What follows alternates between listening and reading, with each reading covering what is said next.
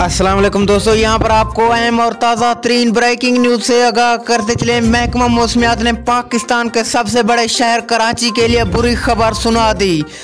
कराची में क्या होने वाला है और कब तक चलता रहेगा, कितने नुकसान तो हो सकते हैं, आइए दोस्तों मुकम्मल तफसीलात जानते हैं। लेकिन उससे पहले कि अगर आपने चैनल को सब्सक्राइब नहीं किया तो जल्दी से सब्सक्राइब करके बेल आइकन को बजा दें और वीडियो को लाइक कर दें। महकमा मौसमियात का कहना है कि कराची में एक और नया साइक्लोन आने को तैयार हो चुका है जो कि 2200 किलोमीटर की दूरी पर है। अब कराची में जल्द ही आने वाला है और बहुत से नुकसान कर सकता है। ये बहुत ही खतरनाक है और बुरा अंजाम कर सकता है। पूरे पाकिस्तान में तूफानी का बहस बन सकता है। महकमा मौसमियात का कहना है कि जब ये आएगा इसकी तबाही का फिर ही अंदाजा लगाया जा सकेगा ये कितने नुकसान कर सकता है। महकमा मौसमियात का कहना है कि सऊदी अरब के लिए भी खतरनाक साबित हो सकता है, सैली इलाकों पर हमला कर सकता है।